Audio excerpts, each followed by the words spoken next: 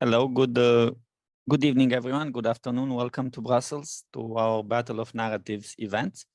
Some of you are here in Brussels physically. Many of you are online. My name is Andrei Stoichov. I am the team leader of the strategic support for communication in Ukraine. We are running a long-term project to support the Ukrainian government and our partners, many of whom are here, with the help of the European Union. We'll start then with our colleague from the Ukrainian Foreign Affairs Minister, Mr. Andriy Nashtos. Thank you so much. It's a really big pleasure for me and honor to have some presentation on the very important topic, which relates to tackling disinformation, fighting disinformation. And on behalf of the Ukrainian mission to the EU, I would like to welcome all of you here in Brussels. A very famous and popular narrative also among the Russian media. It's about that Russia is fighting on the Ukrainian soil with NATO. But okay, Ukraine is not a member of NATO. Ukraine just got the candidate status to the EU. And so I think it's very important in the Ukrainian media and in your communication with EU partners to outline and to repeat and to reiterate again and again that Ukraine is fighting. Okay, we have some super support from the EU, from NATO. We got the financial support, the military support, but it's only up to the Ukrainian nation to fight with Russia and to restore our independence in the internationally recognized borders. Here in Brussels, we witnessed also this disinformation campaign, very huge and massive, in order to prevent Ukraine from acquiring the candidate status. And believe me, even despite of the fact that Russian media outlets was included in the sanctions list, at this moment we have 9 packages of sanctions adopted by the EU.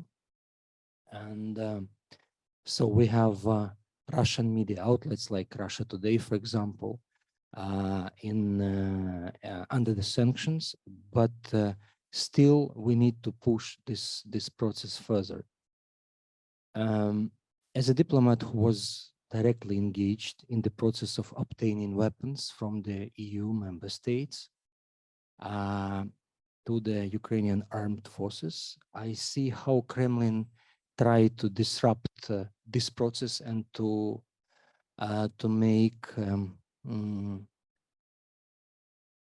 some complications on this way, and blaming that Ukraine is selling behind the scenes, maybe some secret contracts, selling the weapons that Ukraine has obtained from the EU member states.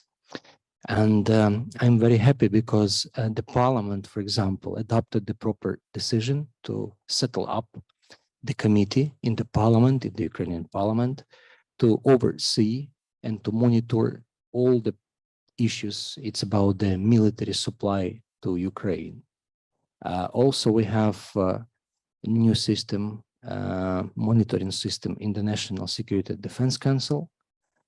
Ukraine prepared the very comprehensive position paper about this topic, and we disseminated it in the very promptly among the member states, among the PSC ambassadors, explaining that Ukraine is not hiding any facts, any proofs, any claims. So we just would like to be very transparent and to show to the partners that every military support which comes to Ukraine is obtained by the Ukrainian armed forces, and we can just see the results on the battlefield, because half of the occupied territories since 24 of February is occupied, and it's the best proof that Ukraine is very transparent in this issue, because we need to keep operational all media outlets in Ukraine, because we need to cover Ukraine, to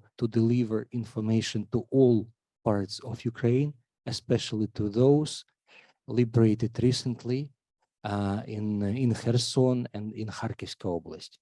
And we saw a very great presentation from Kharkiv. We understood that Kharkiv suffered a lot, and I think it's a time, just to raise the question with the partners, explain that it's very urgent need. So we need to translate our signal to the whole Ukrainian society, and they need to know the truth. Let me just say 1 minute very shortly about this project. So we are funded by DGNIR. We've been operating, I've been personally working in Ukraine for the last 15 years, and many of our colleagues are here who are working with me also have a lot of experience. We are supporting the Ukrainian government organizations, Office for the Deputy Prime Minister for European Integration, who's here, and the Center for Strategic Communication, in developing all sorts of tools to counter Russian propaganda, but also proactive communication. I'll be very happy to hear more about proactive communications today. I will pass now the floor to our first speaker, and Leo, please, she will need to share her screen, I understand. Professor Mara Morini, I will kindly ask you to introduce yourselves. Although I know you, I don't want to make any mistake in describing your role or your expertise. So, Professor Morini, please join us and welcome here.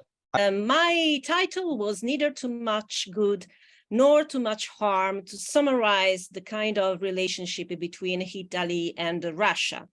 In order to answer to the first questions, why do Russian narratives work in Italy? I think that it's extremely important to understand which are the main domestic and external variables which can explain such a kind of relationship. On the one hand, we have external variables, such as the asymmetry of international status, the lack of shared borders, and the positive effects of long-term factors, such as mutual cultural fascination and economic exchanges. And we know that there is a conventional wisdom diffused among Italian foreign policy scholars, experts, and practitioners that Italy stands towards Russia tends to be cooperative and focused on the pursuit of shared goals without being influenced by political turnover. If we have a look at the literature, scientific literature, we can find 5 major interpretative strands about this kind of relationship. The first one is the bridge approach. The second one is the personal diplomacy. The third one is the economic and/or cultural reasons.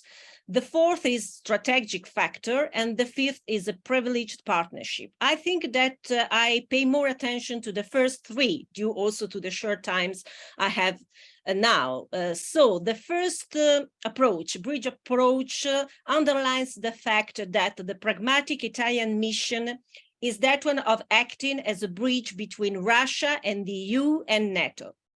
The second approach, personal diplomacy, is the weight of political leaders and party preferences in such a kind of relationship. The third one are gas supply dependence and increasing economic exchanges. And of course, there are also different strategic factors in order for the counterparts to achieve material advantages. And all these approaches explain why there is a close intertwining of cultural, political, and economic contacts shared since the 18th century. So it's a long story of a privileged and a cooperative approach between Italy and Russia. And the collapse of the Soviet regime opened up new opportunities for the development of foreign trade and fostered political cooperation on major international issues. As a consequence, cultural infatuation, economic interests, and political parentage played a fundamental role in consolidating Rome's closeness to Moscow. When we talk about the bridge approach, obviously, we also have to take into consideration that Italy is a middle power, and as a consequence, its main goal is to be a mediator with former Cold War enemies, such as Russia and Libya, within a changing international environment. And the most important example, the empirical evidence of such kind of bridge approach, we find with the, remember, Council NATO-Russia in Pratica di Mare in 2002, where our former Prime Minister Silvio Berlusconi tried to create a new atmosphere, a new, let's say, pattern of relationship between the United States and Russia. But who are the neighbors of Russian narratives in Italy? Obviously, in politics, we have leaders, parties, institutions. In society, we have cultural associations, stakeholders, Italian business community. But what is the most important role nowadays is the role played by mass media and internet, and especially social media. If you take into consideration political institutions, a significant increase in the number of fake reports about Russia aid to Italy during the COVID pandemic is one of the examples that underline the problem of such kind of fake news in the Italian public opinion media. The main channels for disseminating them are still active, and Russia continues to use them to spread the disinformation narrative against Ukraine. The same was also shared by Renzi, who was at first against European sanctions because he thought that it was necessary to pay more attention on the Italian national interest, but then he agreed with the European sanctions. And finally, we have the last three governments by Conte, Draghi, and Meloni, where we can notice the main difference between the Conte's government, more oriented to China and Russia, rather than Draghi, who is really a supporter of NATO and of the European Union. And we have a continuity, political continuity with Meloni's governments so far. If we have a look to the parties, we have Forward Italy by Berlusconi, the Salvini's League. The Salvini's League was the only party whose political program in the general election in 2018 expressed the fact that Italy and Russia should strengthen their alliance. Moreover, the Five Star Movement and the Brothers of Italy before coming a party in government. And on the one hand, the far right, there is the sharing opinion of conservative values. On the other hand, the far left parties are more pro-Russian, let's say, narrative, because their feeling is especially based on the anti-Americanism. On the other hand, we have also leaders. We had, for instance, in the past times, but also nowadays, Berlusconi. We know about the role played by Matteo Salvini, head leader of the League. We know that also Prodi and Letta, as former prime minister, had a good relationship with Russia, but only considering the economic exchanges rather than the political orientation. And if we have a look, and I move to the conclusion, if we have a look at the Italian public opinion, we noticed that the highest rating of those who have a favorable view of Russia was in spring 2020, after the Russian mission from Russia with love to support Italy during the pandemic. And there is some readings in the last my presentation where you can find all the sources that I used, that I mentioned, and also many data considering who are the blacklisted newspapers, just to give an example, and many other empirical evidence of these Russian narratives in Italy, which strongly works due to historical, cultural attitudes, and also to the specific role of political parties, let's say also the role played in the first so-called Italian Republic, first Italian Republic, played by the communist Italian party. So there are many historical, political, and cultural reasons which explain why Italy is more oriented to the Russian narratives in comparison with other European countries. Thank you. Thank you very much, Professor Morini. Thank you for your intervention. We'll pass now the floor to Mrs. Anna Zavesova. Thank you very much. Thank you for having invited me to share my experience as an analyst on working on Ukraine and Russian, working with the Italian media and Italian public opinion. My experience in working with Italian public opinion changed dramatically in 2014, when before Before, I was able usually to explain my views, expose my views, and then being confronted by readers or members of the audience which were leaning toward maybe different opinions, usually a minority. After the start of Maidan Revolution, however, this order of action was inverted. Together with other colleagues, I found myself forced to reply, confute, debunk pro-Russian narratives which were already present in the public opinion, which were very widespread and radicated much more than the mainstream media coverage of the Ukrainian events would explain. I'm speaking about the political and historical background. Italian political landscape in the last century was shaped by three main political ideologies, which are first, fascism, which remains a political trauma still not fully processed, as we saw from this powerful rise of the Fratelli d'Italia post-fascist political party, which is now the major partner in the right-wing coalition, which has not changed substantially in the last 20 years as a total number of votes, but saw a sharp redistribution inside the coalition from the most moderate Silvio Berlusconi's Forza Italia to the much more extreme rightists of Lega of Matteo Salvini before, and then Fratelli d'Italia of Giorgia Meloni, which is the most the least pro-Russian party, at least looking at the declarations now. Giorgia Meloni stated more than once that she is loyal to the Atlantist Alliance and she will support Ukraine. But while the other two leaders, as Professor Morini said before, Salvini and Berlusconi, are much more openly are open supporters of Vladimir Putin and states they are Vladimir Putin's personal friends. My perception, however, is that the electorate, the voters of Fratelli d'Italia have a good share of pro-Putin sympathies, both because of the supposed Russian stance for so-called traditional values, and also for the traditional right-wingers' love for the so-called uomo forte, the strong man. The second ideology, which is still very influent in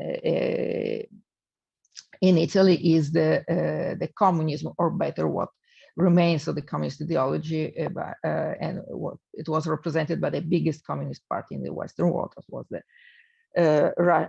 Italian Communist Party. Leftists are still very well presented and in the positions in the Italian cultural, education, and media sectors. And while it's true that Partito Democratico, the hero Communist Party, has become in the last years not only the main reformist force, but also the most powerful political entity to defend the reason of Ukraine in Italy before and during the full-scale war, this position is not welcomed by part of its voters. And from the debate, from a discussion we are seeing now for the primaries for the new leadership of in the Partito Democratico, it looks like it can split along the line of the help to Ukraine, especially assistance in weapons.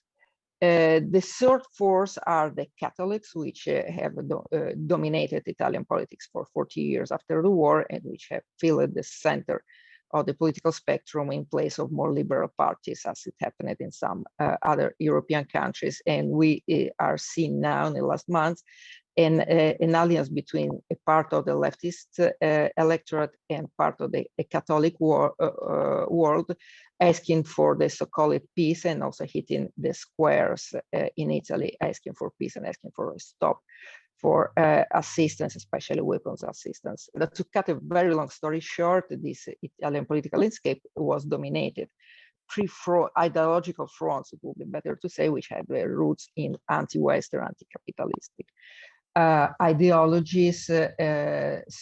So they are not very, sometimes are very not very much sympathetic toward a country which wants to join the Western world, join EU, join NATO, which is also the reason for another lack of understanding of Ukrainian position in Italian public, in my opinion, the values of resilience, resistance, and national pride, because national is a concept which Italian political vocabulary tried to avoid for decades, as people which remained divided for most of its history.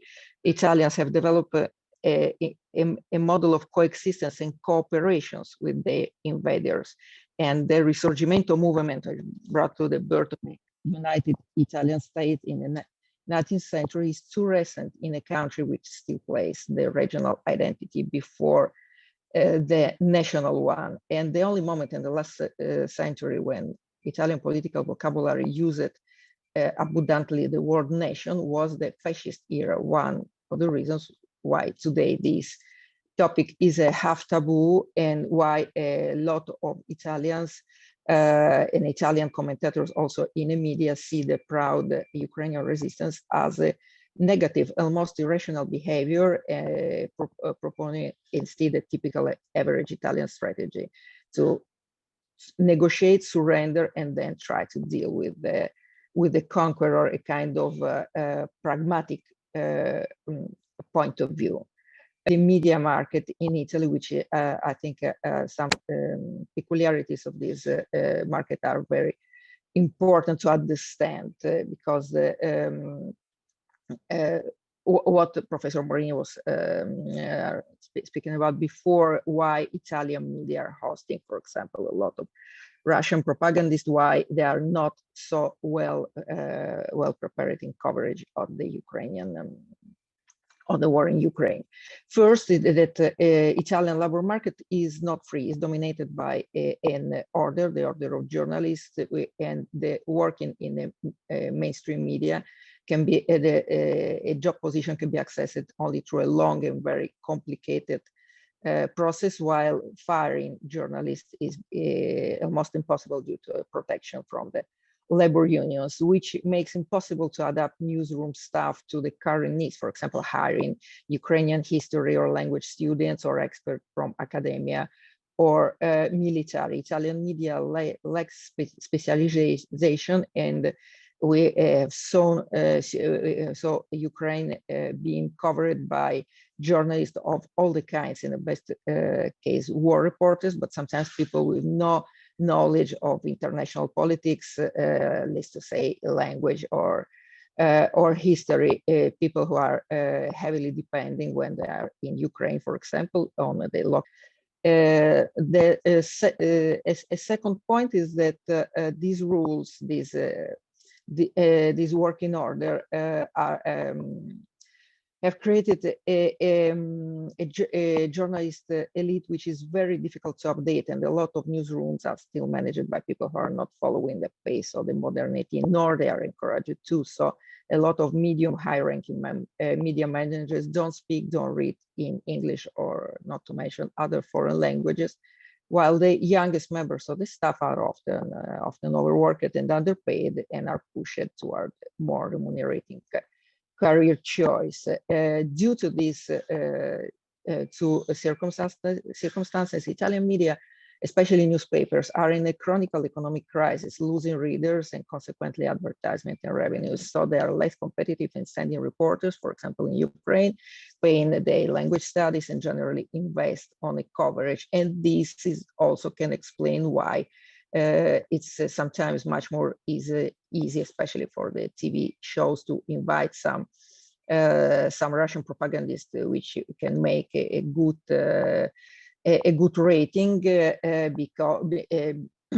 because of what he or her is saying, instead of trying to analyze more deeply the issue also. And here's really the last consideration about Italian media sector. A lot of publishers and journalists see the survival of the Italian newspapers as dependent mostly on the Italian politics. So they give priority to domestic policy issues and often treat international issues only in a domestic key as it can be, I don't know, and energy bills, hypothetical losses from sanctions toward Russia for Italian business, and so on. And this is another reason speakers and opinionists expressing not favorable to Ukraine point of views are often welcome, very welcome to Italian pages of the Italian newspapers and to Italian stringers. Thank you very much. Thank you very much. Very interesting presentation. I personally wasn't aware of the cultural and social, basically, constraints in the Italian media, for example, impeding the hiring of new people or training new capacities. Thank you. I will invite the next speaker. I am an associate professor at the University of Milan. I teach the Ukrainian language and literature course. I am also the author of the Italian online media L'inchiesta and the curator of the Ukrainian page Glory to Europe on the L'inchiesta. I would like to talk about how Russian narratives flourish in Italian society and how they are applied in practice. On the one hand, we have quality Italian journalists who are currently in Ukraine and make quality truthful reports. For example, Ilario Pianirelli, Francesca Manocchi. We also have newspapers. For example, Anna Zafesova's articles for La Stampa, Il Folio. We have journalists like Daniele Raineri, who writes for Repubblica while in Ukraine. We have Cecilia Sala, Paul Flamini. We have this Italian TV news slot that goes live between 7 and 8 in the evening, and then after 8 p.m. there are Italian TV talk shows that offer us a completely different reality. In addition to presenting alternative opinions that supposedly help us understand other side, that is Russian side, it is also a creation of other facts. There is a line of talk shows featuring pro-Russian speakers and Russian propagandists who can even threaten to bomb Turin when a Ukrainian band performs there during the European Song Contest. And this is how the spread of these propaganda narratives actually begins. One of the main narratives is that it is necessary to stop supplying Ukraine with the weapons it needs, because that means continuing the war. But they do not say that the war can be ended only when Russia withdraws from Ukraine, and that Ukrainian people are suffering because they are fighting back. They talk about energy crisis, which does not seem to depend on the fact that Russia attacked Ukraine. Instead, they are inclined to believe that it is Ukrainians who are to blame for the fact that Europeans begin to freeze in winter. In the same way, they talk about biological weapons supposedly in basements in Mariupol, and they talk again about sanctions that are destroying European economy, without saying that these sanctions are working and they are imposed in response to Russian aggression against Ukraine. I would like to cite two recent cases that illustrate how Russian propaganda works. The first is the book of Nikolai Lilin, which has now appeared in all Italian bookstores with a photo of President Zelensky and the title The True History of Ukraine. In this book, it is said that Ukraine is only a lost daughter of the Russian Empire, which must return to the bosom of its mother. Nikolai Lilin, when commenting on the release of his book, calls Ukraine a political pet. At the same time, this author spoke at two evening events during the Book City Festival in Milan, and he continues to go on television and tell his true story about Ukraine. Another example, on November 21st, a report was released on the Report program which was filmed in Mariupol. Italian journalists talk about the revival of Mariupol, that a St. Petersburg company is restoring gas supply and houses. In this report, they give a voice to the Ukrainians who remained in Mariupol, but we hear there the Ukrainians who support Russia. A pro-Ukrainian voice is heard there only once, and this person is afraid that he will be put in prison for giving this interview. We see this alternative reality presented in Italian media, that Russia is rebuilding what was destroyed, but the fact that Russia itself destroyed it all is not mentioned. Knowing how the journalistic materials are filtered by Russians in the occupied territories, we can talk about a completely propagandistic report. It is very sad to see after 9 months of war that these pro-Russian narratives are still present, that they are actually finding ground on which they can flourish. Considering the problems of Italian media sphere, it is necessary to continue working with Ukrainian narratives and provide quality information.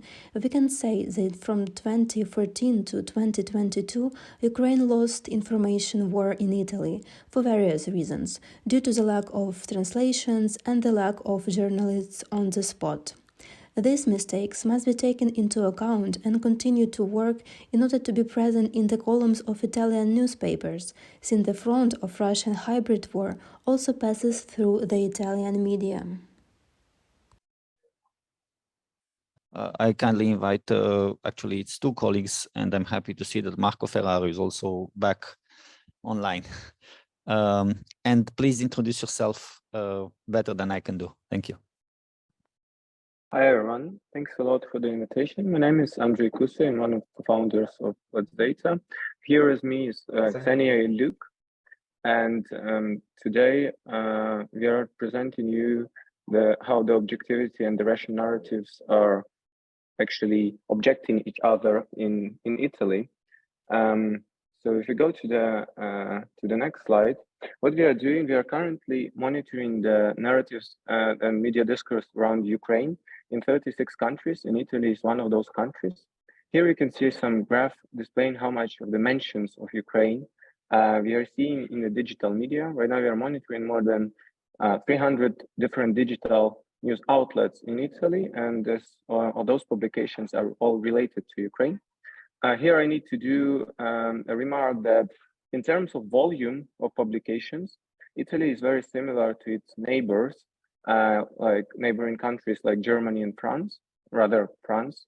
And what we are doing as a team, we collect all of that data and we enrich and process this data with artificial intelligence that allows us to understand what's the sentiment in those publications who are mentioned there, and also understand and extract the narratives from those publications.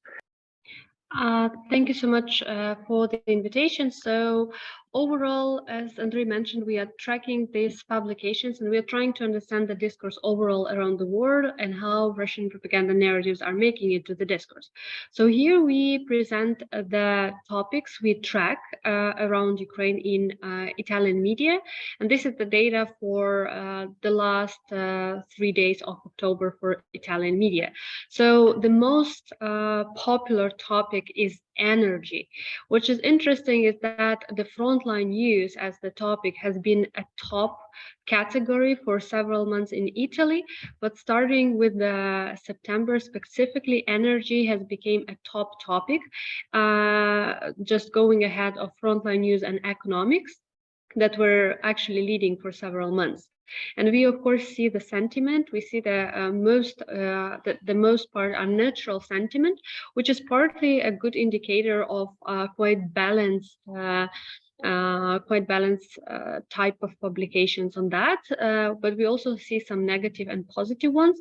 Positive ones in terms of energy, for instance, are responding for some good case practices of how Italy as a country is preparing for potential issues connected to energy, energy supplies and overall.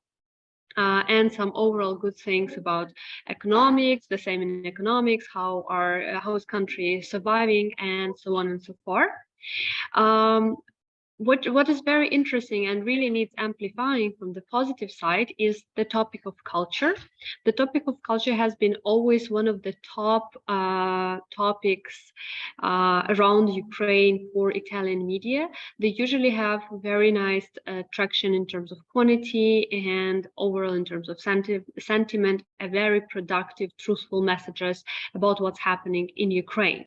What is interesting is that the topic of Ukrainian refugees is relatively small, especially compared to some other countries. And when it comes to basically the narratives and the messages that reside within these topics, it's basically that from the perspective of Russian propaganda, the key narratives that are making it to the discourse, they are about inability to understand the reasons of war, claiming that Ukraine provoked Russia, NATO provoked Russia, and there are a lot of interpretations of that. Like, for instance, with the explosion of the Crimea breach that was followed later by the heavy bombardments of whole Ukraine, Italian media were claiming that it was a revenge, assuming that Ukraine provoked Russia for doing so, which is a Russian propaganda narrative, as Russia has been bombarding Ukraine since 24th of February heavily, and of course 8 years before. So we see that kind of mindset that Russian propaganda is making it to Italian online media discourse. Also, various narratives concerned this collective West and this kind of external governance approach, claiming that this is the West who is fighting with Russia, not Ukraine. And definitely we see here a huge part on sanctions, claiming that sanctions are ineffective as a tool, that sanctions are not working. And we even spot some messages claiming that sanctions has made Russia more powerful and stronger than it was even before.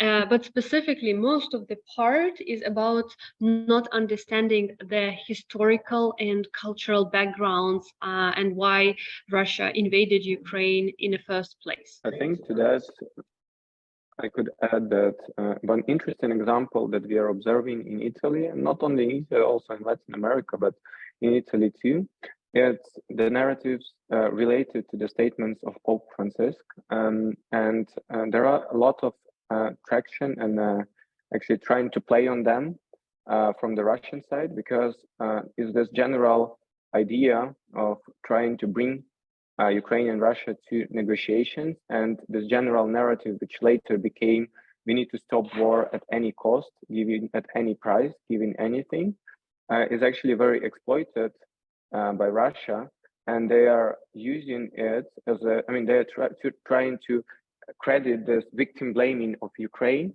by the Pope's statement, and trying to make Ukraine blamed for the saying that there are no negotiations, and the Ukraine is trying to escape the negotiations, and therefore they're shifting the blame for the whole war and for the continuation of war on Ukraine, and using this very credible and very powerful figure of Pope to give that credibility. And overall, with this inability of kind of understand the historical and cultural background, what we are doing with it, we are tracking toxic language used by Italian online media, such as some are like spelling of toponyms like Kyiv or Kiev, Odessa with one S or two S, but also we are tracking some of the language structures, like for instance, are Italian media calling it war, conflict, crisis? And we could see that Italy has unfortunately quite high percentage of using such words as conflict, using often special military operation as well. Usually it is used within the quotation of Russian officials and Russian speakers, but which is what is worth attention is that even they give this quotation, they give the direct quotation, and they do not give usually any kind of explanation to that, you know, any kind of disclaimer. So for the regular reader, it presents as the term specially military operation is a legitimate term that can be used. Also, you see the Ukrainian crisis, but what is very interesting is that Italian online media, they are picking up this Kiev regime structure that is heavily made up by Russian propaganda to legitimize this so-called Nazi regime and overall to justify the need of full-scale invasion. And you could see that it is also present in terms of percentage of publications in Italian national in Italian online media. It also, this toxic language, if we compare the usage of toxic language between countries, you could see Italy here right in the center, and unfortunately, Italy has pretty high percentage of using toxic language in media in comparing to other countries. So if we look here on Italy, it's 67.91. So basically 68% of publications are not having toxic media, toxic language, any kind of toxic language. The rest are using at least one or more examples of the toxic language we described you above. And you could see that this is quite a high percentage comparing to some other countries. Of course, Hungary is leading on that, but definitely not an example to be compared to when it comes to Russian propaganda and media and journalistic standards. And here is kind of the second part of the problem, is basically the citation of Kremlin media as the sources of information. Overall, Italy has about 7% of materials. They use Kremlin-controlled media as the source, which is quite high. So for you to understand, in France, it's about 5%. In Germany, it's about 4%. So within European countries, Italy has one of the highest ranks, again, being accompanied by Hungary and Austria, for instance.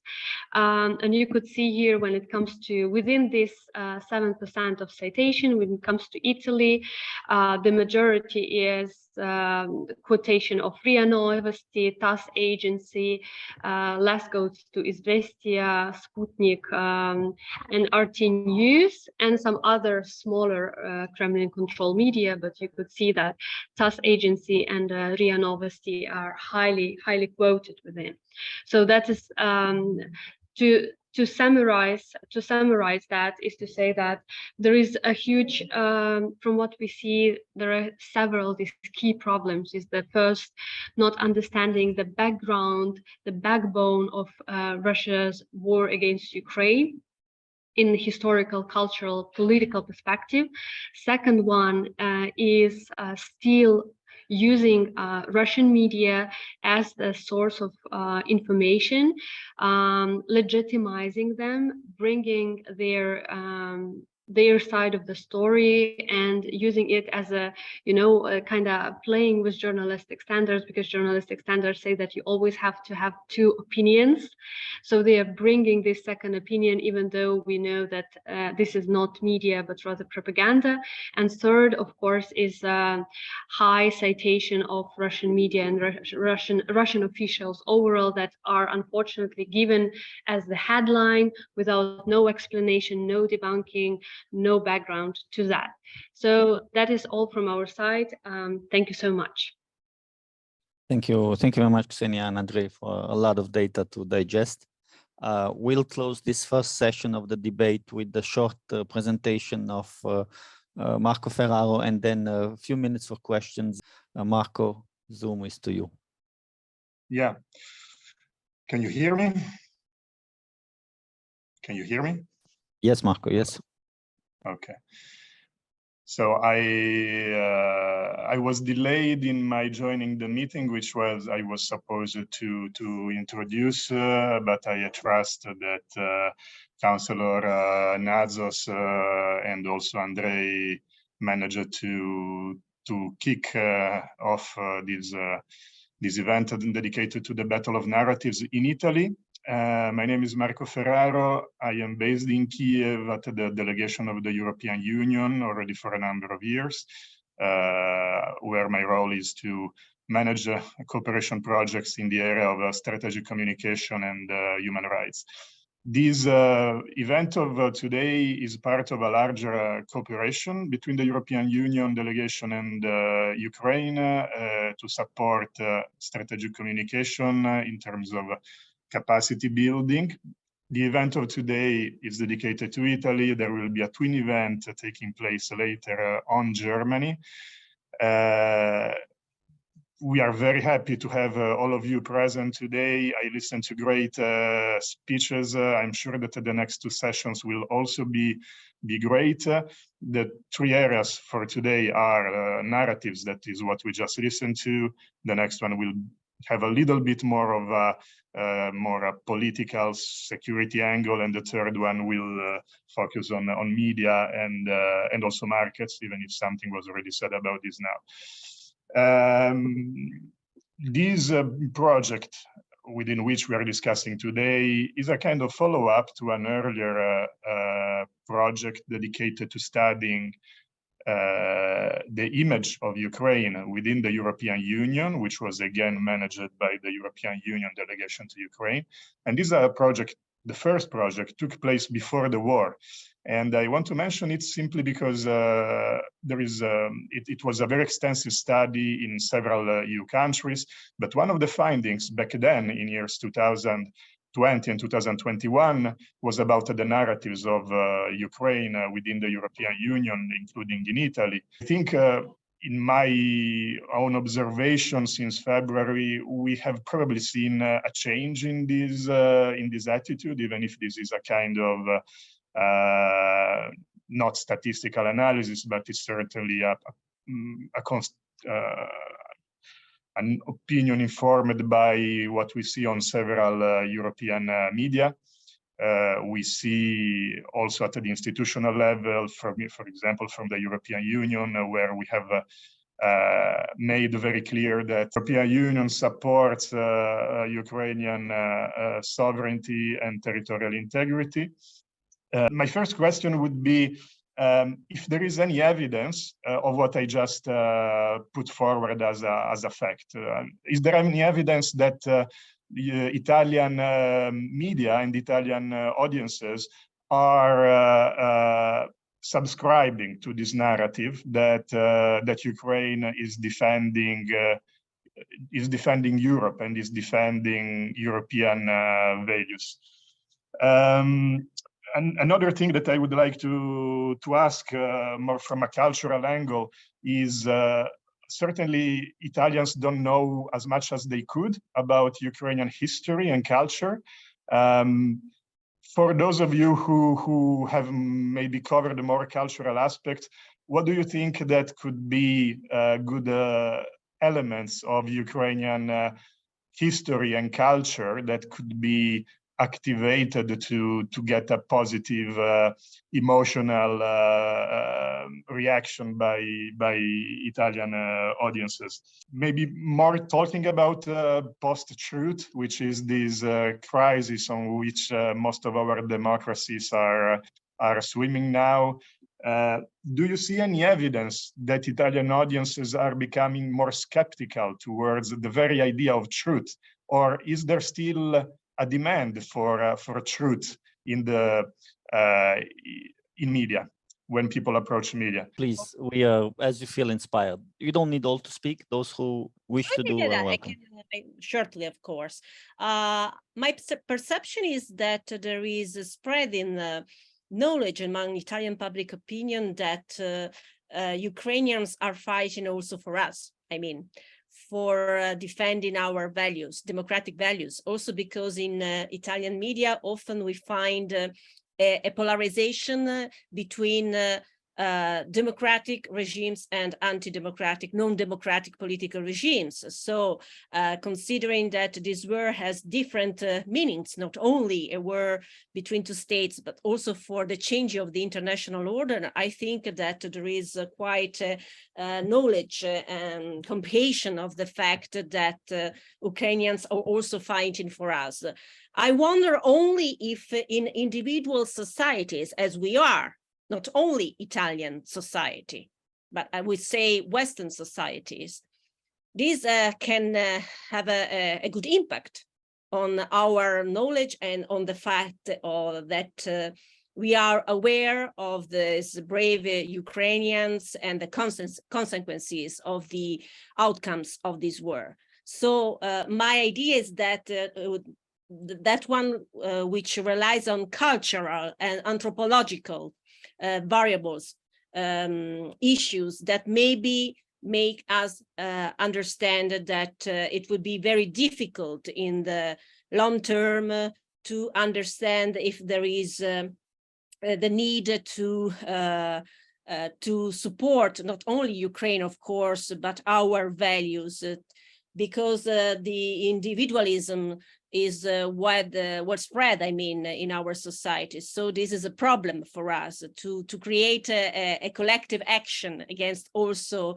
attempts by non-democratic political regimes to attack our Western values, our systems of values. This is one thing. The other one is that in any case, I think that in the Italian media, as I said before, there is polarization. So on the one hand, in any case, Ukrainian news, Ukrainian facts are always on TV every day. So I think that there is a good opportunity for Ukrainians and for what Ukrainians are doing now against Russia to make Italians aware of their efforts.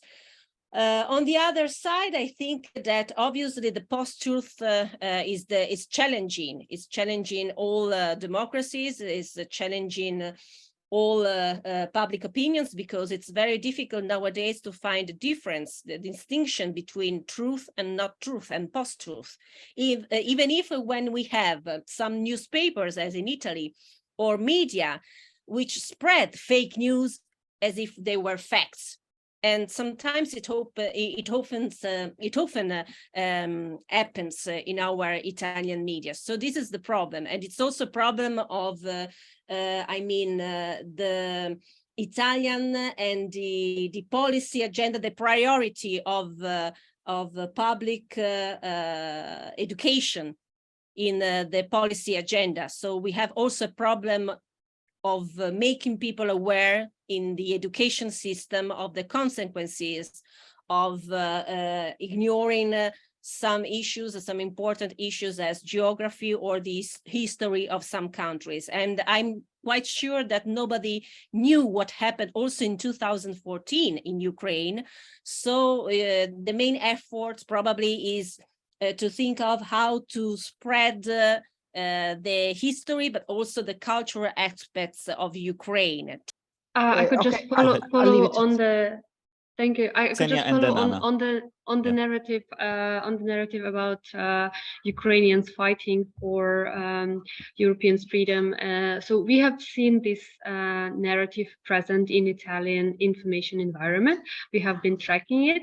Of course, it was speaking at the beginning of full-scale invasion, and it was highly fueled by the statements of, for instance, Volodymyr Zelensky, and his statements were quite popular among the Italian media. They were eager to pick them up, to write on that articles. Another part of actors that were supporting this this narrative was primarily Ukrainian voices, either some Ukrainians writing columns, explanatory articles on that, or Ukrainians that have lived in Italy for several years. But unfortunately, in terms of quantity, it was, of course, the minority when we look at the information environment comprehensively. But unfortunately, again, at the end of the day, you know, starting from June, July, approximately, the topics of, let's call them like material topics that's regarded economics, that regarded energy, they heavily prevailed. This more philosophical, let's call them more democratically oriented messages. I will take a last comment. Anna, you want to? So thank you. I want just to say that the problem with the Italian public opinion, as Professor Morini said before, is that it is not informed on Ukraine at all. But what I see, often some Ukrainian initiatives, private initiatives, I mean, also like, I don't know, the concerts of Ukrainian musical bands, or translation of Ukrainian books, or something else in Italy arrive later than in other European countries, and are meted with less attention. So maybe because of this Italian peculiarity of being really concentrated on itself and not so much global, foreign oriented, maybe we need some additional effort to promote some Ukrainian cultural initiatives. It would, I'm sure, that will be will have a very good reception by Italian public. I don't know, maybe TV appearance of Ukrainian art people, or singers, or dancers, or artists, because TV remain in Italy, of course, the main tool of information of the general public, and there is a huge gap, education gap, which we can, of course, an education gap cannot be filled quickly, but using the mass media, especially TV, the same TV talk shows which are promoting Russian narratives can be used also for good. Thank you, Anna. In fact, what Marco Ferraro mentioned in our project last year, this is exactly what we found out, that people have a keen interest for positive news from Ukraine, from proactive communication, Ukraine not as an agent of its own fate. And of course, cultural and gastronomy and hospitality and human stories was something that we recommended. Then, of course, the war happened, and you know what we planned could not be implemented. But yes, it's very coherent with our findings. Thank you. May I have one very quick comment? I think it's very related to what you and Anna said, if I might. It's about the success stories. And I think it's interesting that we've been tracking. There was this UNESCO fight between Ukraine and Russia on borscht. And I mean, it might not sound much, but actually it found lots of attention in Italy comparing to other countries. And it was very important player that Ukraine won that fight. There were even titles, Ukraine won the Battle of Borscht. And I mean, it might be funny, but it helps to form the Ukrainian cultural identity as something separate. And it's gastronomy, it's very related. And it was a very positive, actually, endorsement. And I think we need to have, as you said, as Anna said, we need to have more of those, as the data says that they are effective. People like that, especially in Italy. Thank you very much, Andrei. Keep your good ideas. We also have the last panel on media narratives and media stories. We'll be starting the second session of our Battle of Narratives.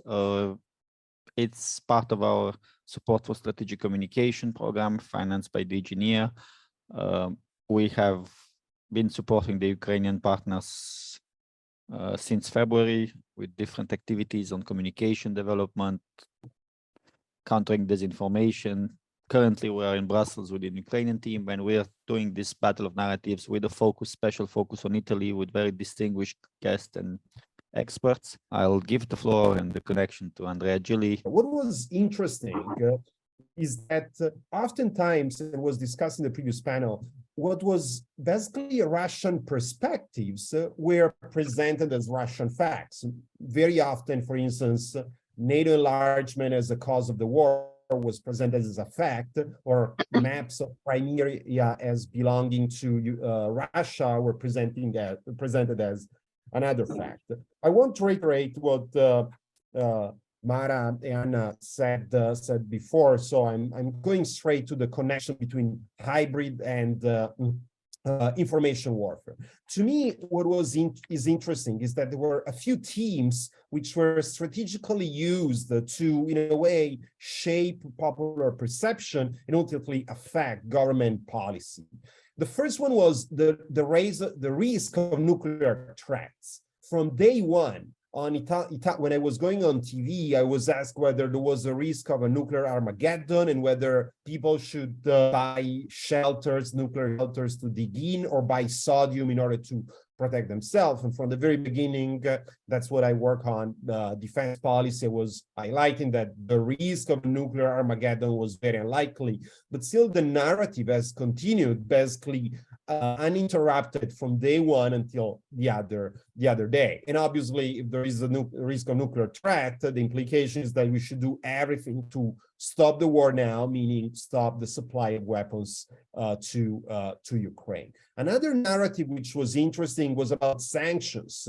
On Italian TV and in the media more in general, we were hearing that they don't work. So Russia was actually doing even better because of sanctions. And when I was on TV, I was just replying, if sanctions work that much, then we should sanction ourselves. So, but I don't think it really works. Obviously, I was being sarcastic.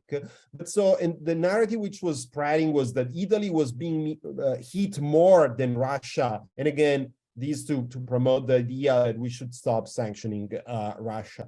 Another area where you could see some hybrid and information going hands to hands was the issue of grain and obviously food supplies, and the issue of migration, especially during the summer when illegal migrations increased. And so you would have all those boats full of refugees or migrants cross the Mediterranean. And again, that's because of the war, because grain is not reaching Middle East and North Africa. We should stop the war so that we are not overwhelmed by migrants. The last main topic, and was mentioned before, was energy. Again, here I think the hybrid dimension, I think has not played out yet, but I can easily see coming in the next months, eventually, when Western Europe will have to support Ukraine also with energy supplies, and some information warfare will emerge that we're already paying so much in terms of bills, and probably then we should try to reach a settlement with Russia because we cannot afford to supply also Ukraine, given that our energy bills are so expensive. So these are some of the main narratives. I want to say a couple of few more things. The Nazi narrative, it's still ongoing on Italian TV, that Ukraine, and in the media oftentimes, that Ukraine is ultimately a Nazi dictatorship, and that's the reason why they should be fought. No matter how much you try to push away that narrative, it still works, at least in some segment of the population. And Russian war crimes and other horrendous types of violence are often neglected, belittled, or directly denied, even by prominent journalists and in case public intellectual. A few final considerations. So far, the mix of hybrid and information warfare has not worked much, has not weakened so much some key points of the coalition supporting Ukraine, but that's the goal. So these are some of the things which happen.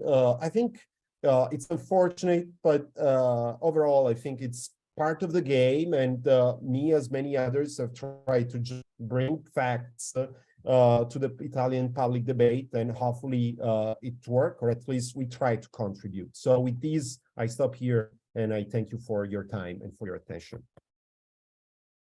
Perfect timing. Thank you, Andrea. Appreciate your contribution. Very interesting stories about how the smearing goes on direct attacks on key figures. Thank you very much. It will look much better later on. Katerina, please. Thank you very much, Andrei. Would it be also okay if I speak Ukrainian? Yes, of course, we have translation. That's ensured, yeah. My speech will refer to recommendations on how Ukraine should interact with the Italian discourse and the Italian political sphere. I recently summarized my own experience of interacting with the Italian media.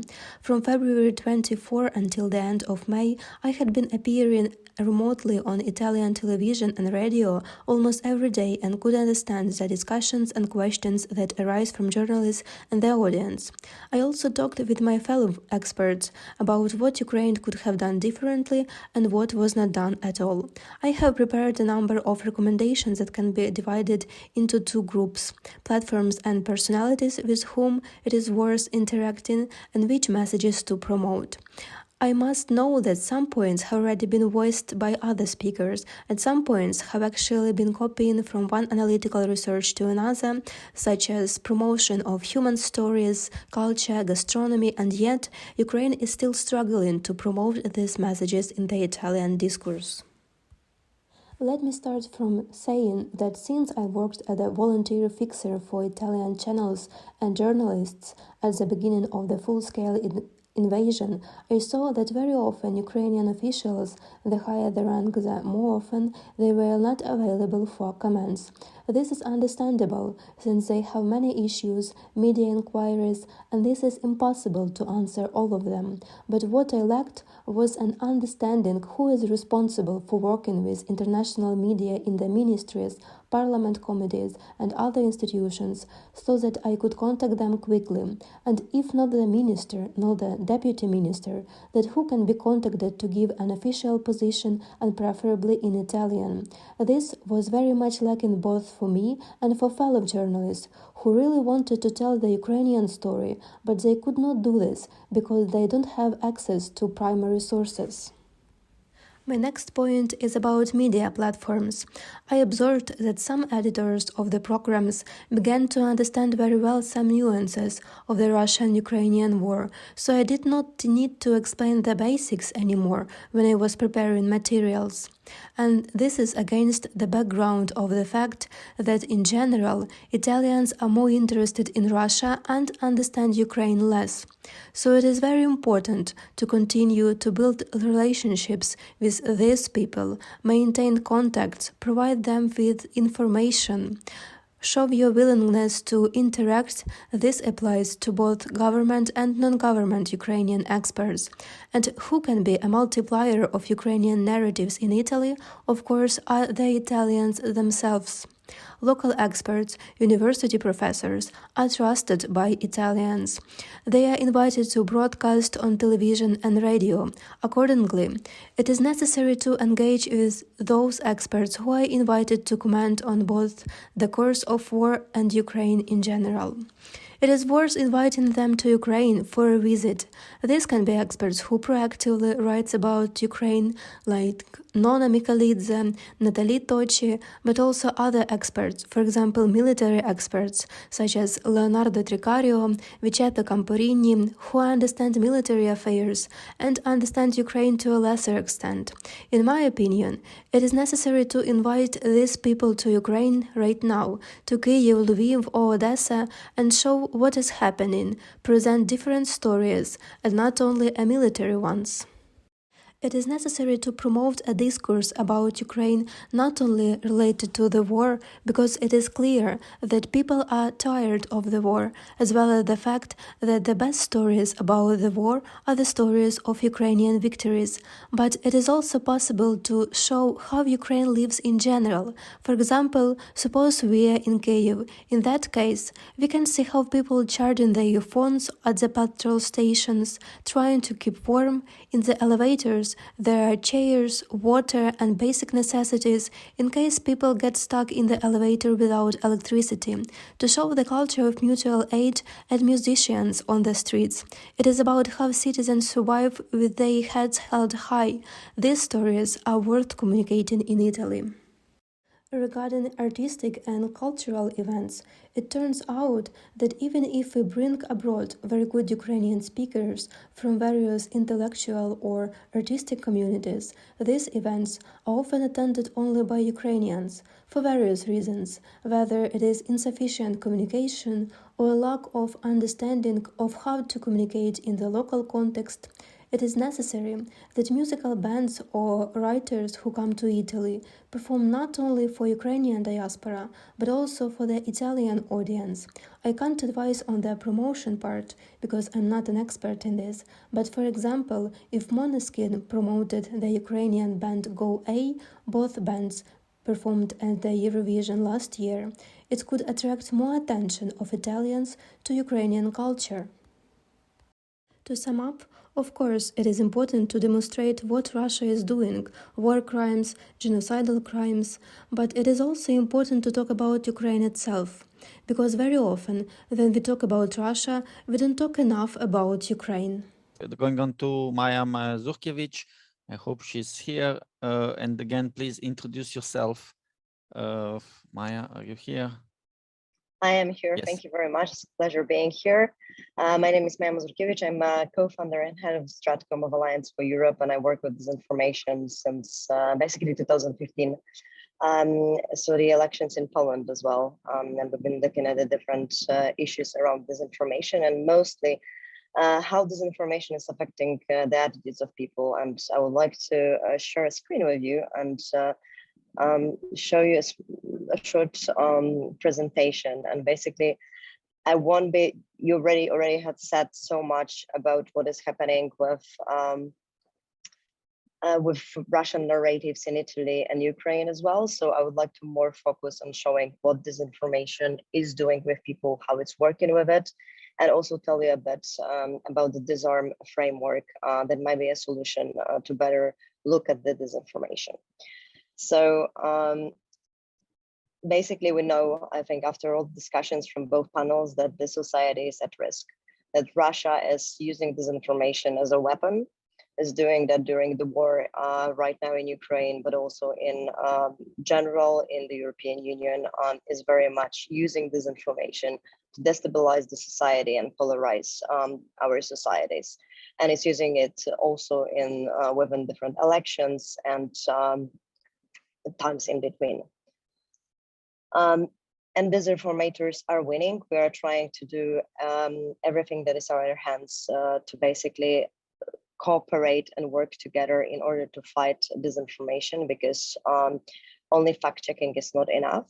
Therefore, we need to have the proper strategic communication, fact-checking, and positive communication in order to fight it as well.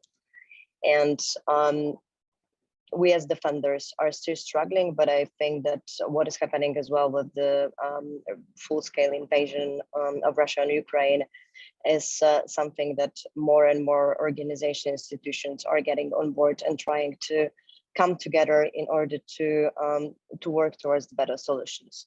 And in normal circumstances, our brains absorb information from a range of different sources and create a balanced understanding and healthy emotional response.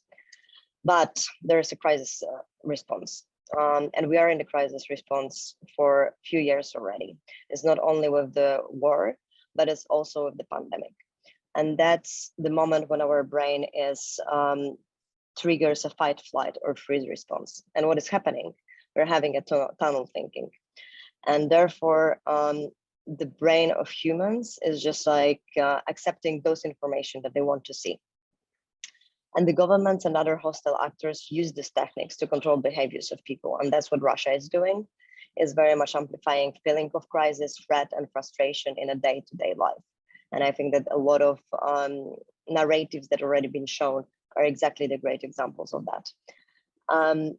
And the creating of crisis situation, escalating it, prolonging them, that's about controlling the information and checking the people and behaviors and attitudes and changing them. So we need to change the way we communicate, and therefore we shall act and not react. Think on how we can communicate better and change in order for us to change those behaviors as well, in order to us to simplify the impact and also to educate. And I would say that always when we are bringing the strategic communication, we need to think what this communication is doing to people, not only being reactive as often is happening. We as Alliance for Europe are working on it with the Disarm Foundation. It's a cybersecurity framework that enables users to map, analyze, and respond to disinformation, misinformation, and information security incidents. Allows from planning and coordination of actions countering mis and disinformation at scale in the real time, as well as coordinates and resource on policymaking. And therefore is a common language to fight disinformation for the different researchers. We basically have a very specific way of putting the disinformation, to map it and then to respond to it as well, because it has like two different panels. It's already being used by the European External Action Services.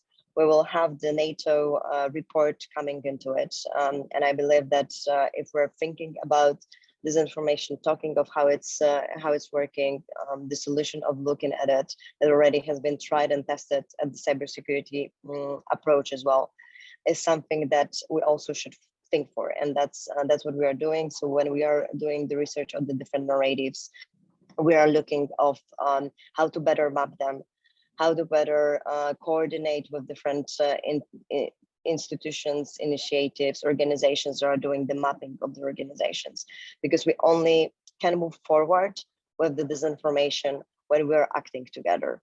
It's impossible for one organization to really like map everything. We really need to have those common solutions that are the either like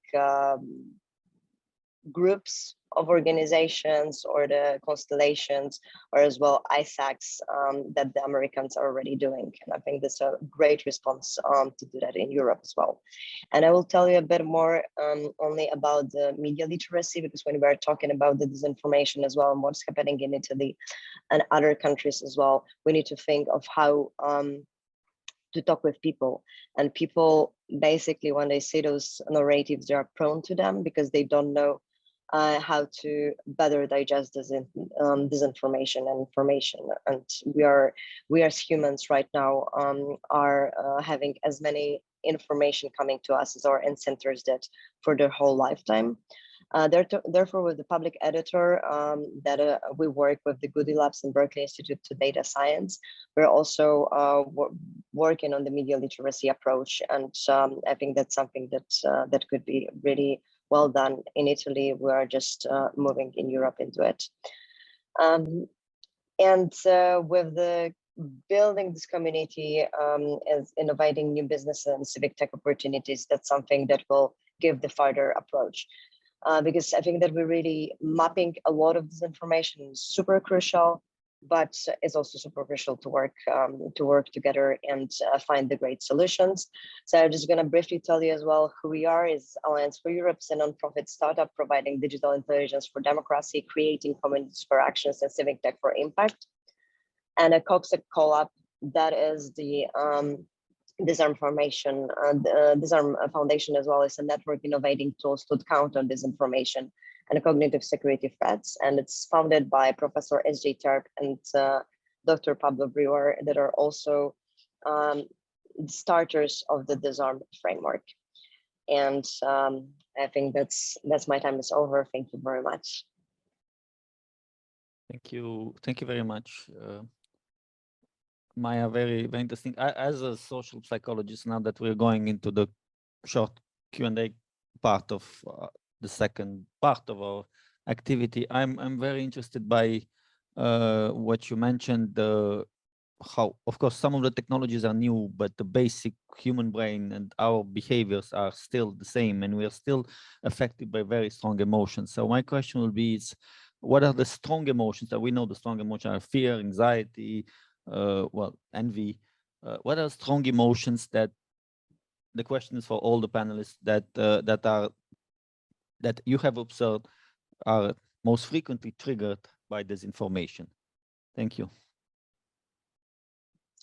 I can just firstly respond. I think that you already mentioned those emotions, and the fear is the biggest one. It's something that humans in general are having a fear of lack of control of the future of anything that is happening in there. And those that are using disinformation are very much playing on the fear. But also what we, for example, have done in Poland and also in other countries before the European Parliament elections, we did a research on seeing of what are emotions and narratives, because every single society has also different narratives that can trigger those emotions, right? So we're doing a research of checking what actually is triggering those strong emotions in order to better respond to this.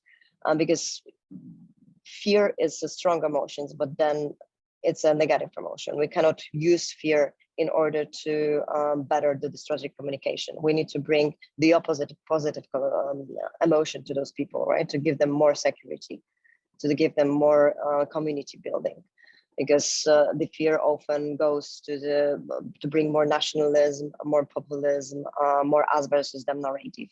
So in this sense, what we are trying to do, we're also trying to bring this feeling of belonging. Thank you. So if I can intervene and you hear me.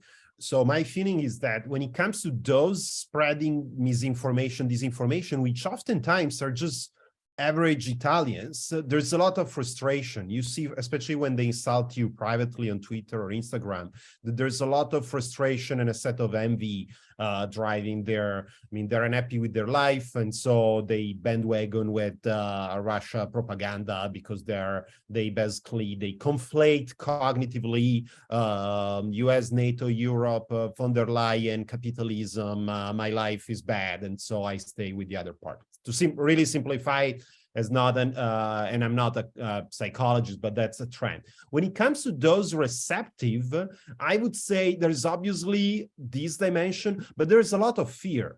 And if I can just add, again, personal anecdote based on my experience, a lot of people were really afraid at the beginning. And what I think those who went on TV, Nona, Michelidze, as well as Anna and Mara were speaking before, ultimately their main contribution was putting down the key facts, and just by putting down the facts in a way reassure people of what was going on, because a lot of people were uncertain because they didn't know all the situation and were just extremely afraid of what was going on. And I think, at least from some of the reactions I observed, this role of reassurance was able to tame and counter some of the disinformation and disinformation we observed. Over. If I just may maybe respond exactly to it, because exactly that's what happened. And I think that's also what we are looking at the human brain. We're getting used to everything, right? We're getting used to crisis, we're getting used to war, we're getting used to pandemic.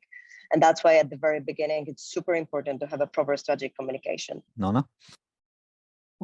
Thank you. My name is Nona Michelidze. I'm senior researcher at the Istituto Affari Internazionali, which is an institute for international affairs based in Rome. Thank you for the invitation. Happy to contribute to this debate. I also would like to express my solidarity with all my Ukrainian friends and colleagues, to the whole people of Ukraine. And me, myself, since the start of the war, I'm trying to do all in my capacity in order somehow to shape debate in a positive way here in Italy, in order then to give my little contribution to what is the resistance, civic resistance of Ukrainians to this aggressive war.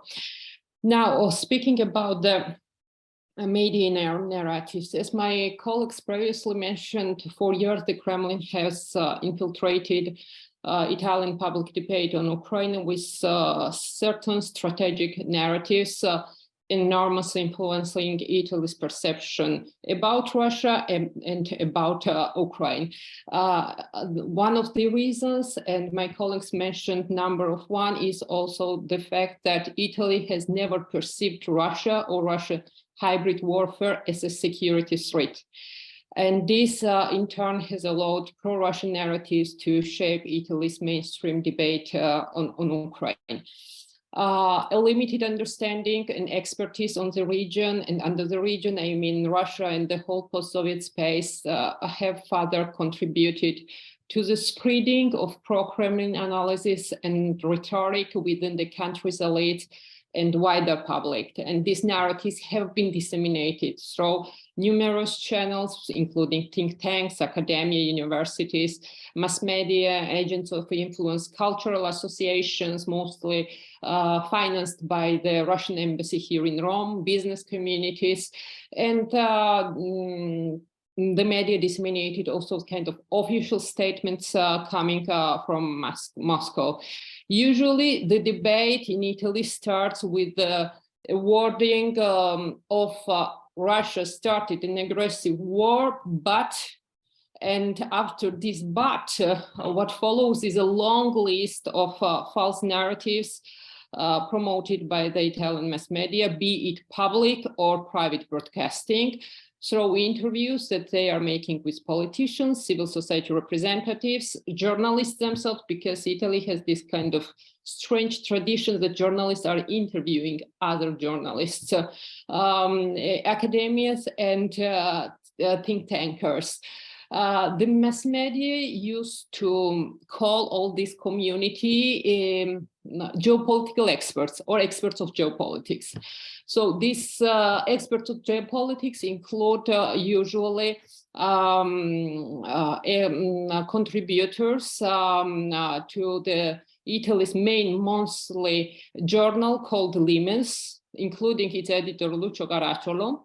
Includes also former contributor Dario Fabri and some other regular contributors. There are also a number of other public figures who, while not being experts in international relations, still have kind of authority of their intellectual and political background.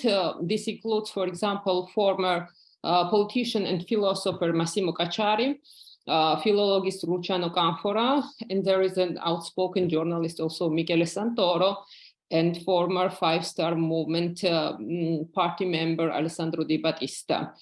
Other outspoken professor at the Luis University is Alessandro Orsini, who since the start of the war argues that the main fault of this war, of the outbreak of this war, lies on NATO and the EU, and they are politically responsible for this war, and that Ukraine should surrender in order to avoid the worst.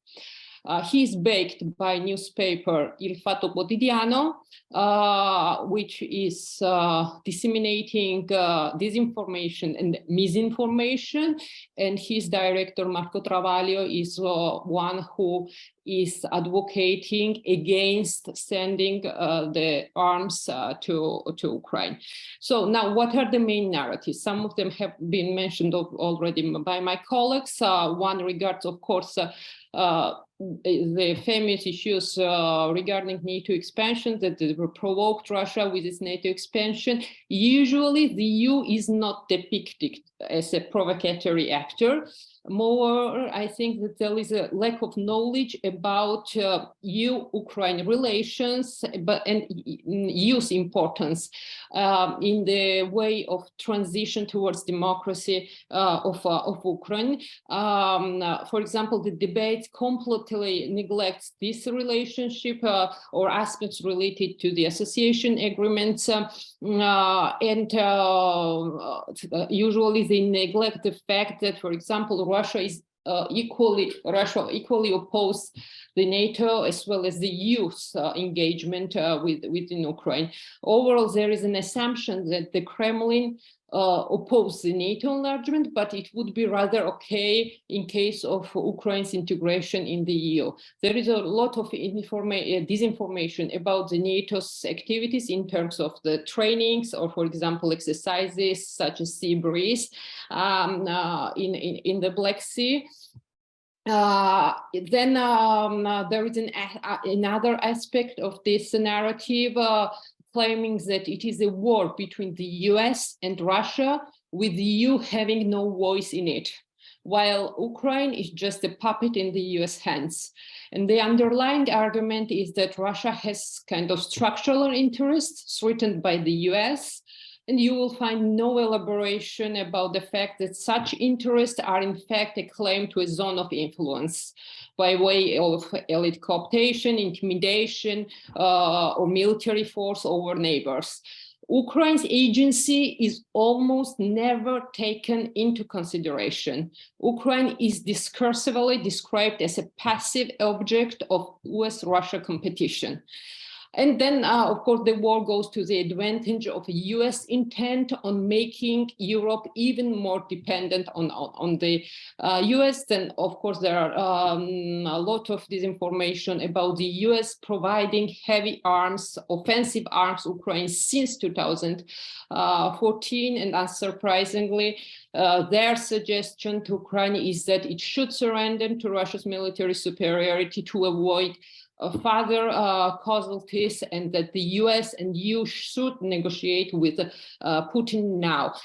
Another set of narratives has aimed at delegitimizing the Ukrainian government, and such rhetorics argues that both Putin and Zelensky are authoritarian leaders, and this all has something to do how the narratives about the Euromaidan revolution has been disseminated in Italy. For example, according to Oksana Pachliovska, professor of Ukrainian studies at Rome-based University La Sapienza, over 35 books on Ukraine were published in Italy between 2014 and 2015, and the vast majority of them held anti-Maidan views. Russia, as I said, the Ukrainian society are described then as divided society into pro-West and pro-Russian, which according to them would make the country inherently unstable and in need of a large border revision or federalization. And almost all Russian-speaking Ukrainians, for Italians, are pro-Russians. And Ukraine is limiting the freedom of expression of Russian language in Ukraine. And there has been a lot of speculation, for example, about the latest law adopted by Rada on the use of Ukrainian language as a primary language in public sphere in Ukraine, and this law has often been depicted as a violation of language rights. And I am concluding, I am seeing the sign from you. So to be fair, you almost always have the opposite side represented in TV as well. But the empirical accuracy of the Russia understanding expert is never questioned. So viewers at home are left with the impression that it is a debate between equally valid opinions. Now, it is difficult to understand to what extent these arguments are influencing Italian perception of the war, but the people who support all or most of the points above to carry traction. So I think it is still important that foreign audiences are aware that the debate in Italy is anything but settled against Putin.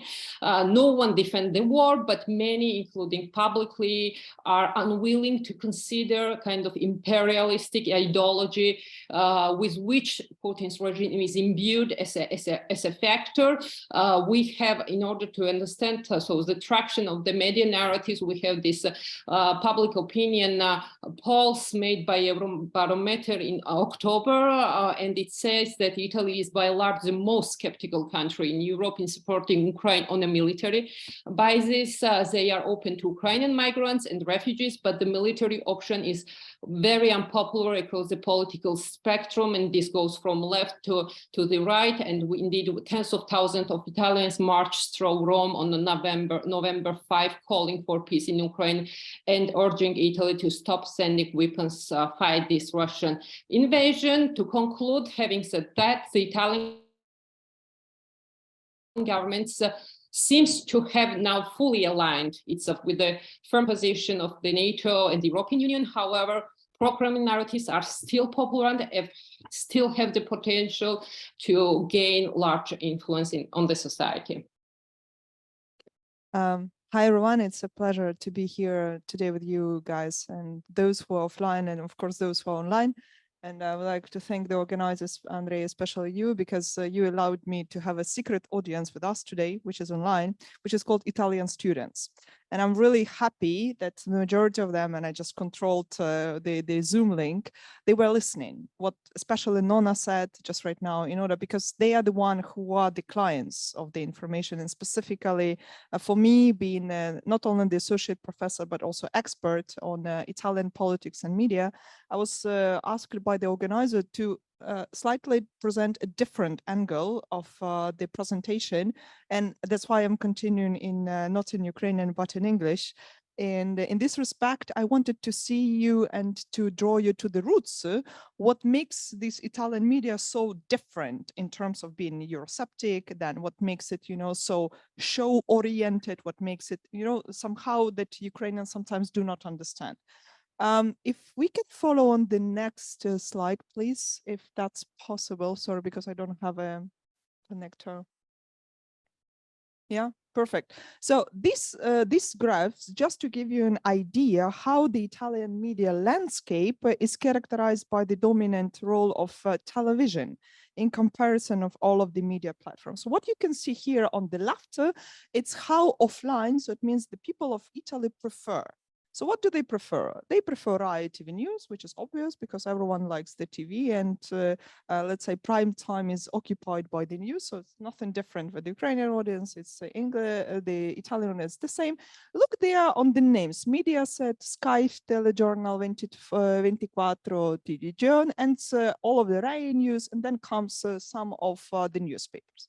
And then look to the right side of it and see how the online content or the online audience is changing the priorities in what source of media they are using. And that's interesting because here you see also the Mediaset, surprise, surprise, Silvio Berlusconi, think about that. Then Sky Telegiornal 24, ANSA, which is good because it's a major top 5 in Europe information agency, Italian, but also it's an information agency.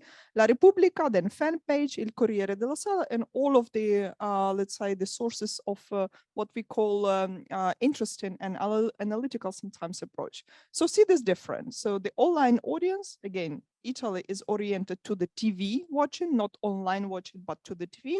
Look at what kind of preferences is being given. This is just for both of my Italian students and Ukrainian colleagues to share and to understand what is the priority and of culture of consenting the Italian media landscape.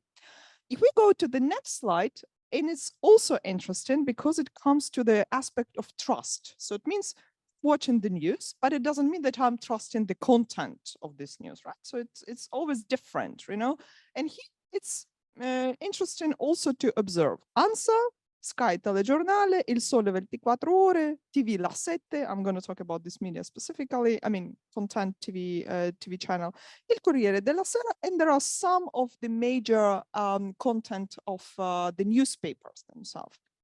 Which also makes it interesting because it means that the TV show and stuff like this, Italians, like they are consuming, but it doesn't mean they fully trust that, which is interesting tendency to see the difference in the consumption and understanding what is the content there. Therefore, there is so much confusion related to that. So this is about something of, theoretical background. And last but not least, Italians still do prefer the television over the, let's say, the news media as one of the newspapers' content. Second one, economic income. It means economic growth. There are two kind of the reasons for understanding why does it happen and what exactly comes for that. But slow economic growth that happens due to the pandemic challenges in particular actually decreased the income of the media outlets, but both also the newspapers, which means that the media were in shock and they were looking for extra funding. Surprise, surprise, political parties jumped into it. And some of the, let's say, malign interference also is the opportunity to create the sources for that. I don't say that it happened in Italy. I'm saying that there are such changes and the trends are quite possible. And number 3, which is lagging technology adaptation. You see, within comparison with Europe, Italy is actually not so much, let's say, having on the trend. So it means it's evaluating, but not so much. So it means there are kind of the technological advancement that Italian media is using, but slowly, let's say more slowly. But just don't forget the number 1 and number 2. Number 1, which means the preference is due to the cultural audiences, and number 2, which is more pragmatic, money and income that comes. Just to, again, back to you to understand who controls the media and the revenues that are important. Italian political parties and politicians, due to that, really have a strong influence in Italy. The head of Italy's national broadcast RAI is being actually appointed by the politicians. When the ongoing, the director's term ends, the government and the parliament choose their replacements. There are many scandals happens with that, especially in 2018. My Italian colleagues do know that, but I'm not going into these details. Starting from the next slide, I'll show you my personal approach of being most fixers, then the expert commenter on some of the Italian TV, what was happening and what were the trends and what we can actually work together. So this is the 2nd of March, if I'm not mistaken. I was still in Kiev. The RAI was contacting me. Katerina knows because we organized as Italian, let's say, experts, we organized a WhatsApp group and we already wanted to fix, everything, because understanding what's happening on the Italian market, we really wanted to cover that from the Ukrainian side. And Katerina was really mentioning this command that it's important that Ukrainians are commenting, especially those Ukrainians who are Italian speakers. And you see one of the drawbacks that I realized, you can see only of my surname, is just at the very, very first days of the full-scale invasion, all of the Italian media wanted that we open up the cameras, show us where we were in the bomb shelters, and we wanted that they show us around, which I denied. Because for the security reasons, it was very dangerous to show the location and show the people around. So therefore, the majority of the media didn't want sometimes to stick to the Ukrainian expert just because there was no show, right? There is no video. It means that I really didn't want to put myself into the security risk, and I deny that. And many of the Italian media didn't got that. And they say, you have a WhatsApp connection, like, what's the problem? You just open the camera and just show around. No one could guarantee the security if I'm showing these slides and I'm showing the people who were with me, that the media could secure that it not will be jumped or popped up somewhere in the malign security reasons. There is another trend that happens, and I'm showing it on the next media. I told you that La Sette was also on the background. So if you can follow on the next slide, please. I'll show you what was happening, and there's another trend that in the first month was hilarious. When there were Italian, as already mentioned, Italian experts in the audience, they were Russian opposition leaders who were given actually enormous amount of time. And it was Ukrainian, me or somebody else, 1 minute comment, 1 minute, really.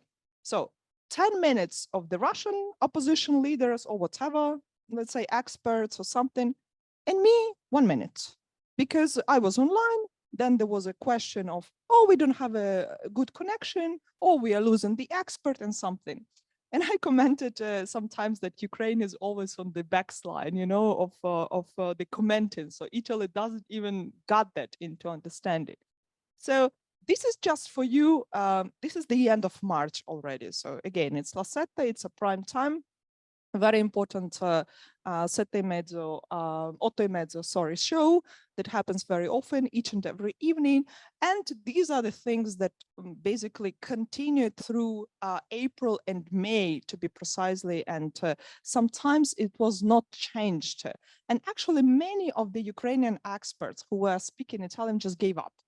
Because why? You are putting with the Russian experts together. They are totally in a different conditions, because the Russian experts are given much more time and the Ukrainians are having a limited time.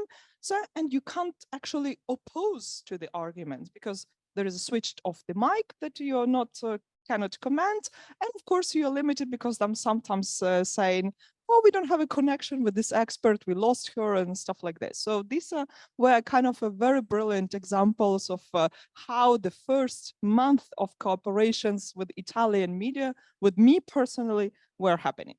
And now to the current trends, let's say more, if I can say, at the same time, there is a kind of what I think Anna was saying, Anna Zafeso, and also Nonna mentioned, is a huge polarization in terms of Italian society. And this is what we have to understand.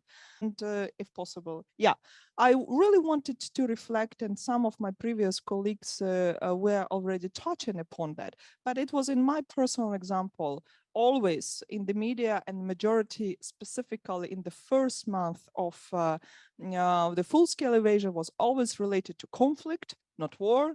Even in the previous slide, what you've seen in the news feed, they were also putting it as a conflict. So it's still sometimes in the narrative that unfortunately not changed. So Italians do not understand the difference within the conflict and the war and why it is so much sensitive for Ukrainians. Pacifismo, I put it specifically in Italian, and peace deal.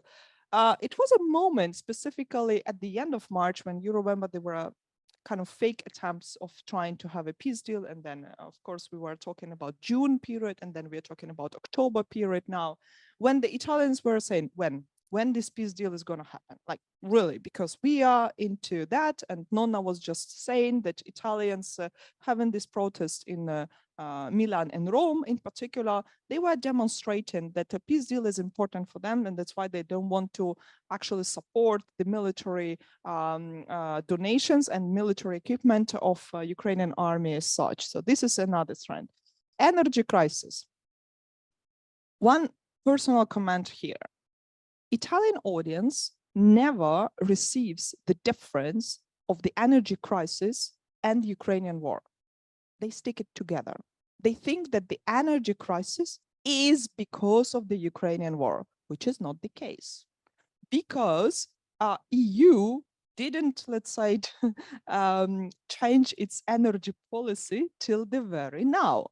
But there is no one in the Italian media, or actually a limited audience in the Italian media, who explains that the energy crisis is not linked to the Ukrainian war. And it's something that is very hard to work for me personally with the Italian media, especially now. Sanctions and the refugees, specifically on the sanctions, again, the Italians, just because they are prioritizing the peace deal and just because they are thinking about the energy crisis, of course, comes another narrative, and my colleagues in the previous panels explained it, and so I'll not stop it here so much. Why the sanctions? So why not lifting the sanction if they are not working? So it's a kind of the major content is happening. Last but not least, the refugees. And here comes actually a positive example, because to tell you the truth, and then personally yesterday, I was involved in connecting the municipality of Italy and municipality of Ukraine who would like to cooperate. So nevertheless, and if you remember the slide about the trust to the media, there is a room for thought for us as Ukrainians, but also Italians who are watching, that within this people-to-people contact that we should prioritize. And of course, I really ask as a recommendation to support from the EU delegations, but also from the Ukrainian authorities.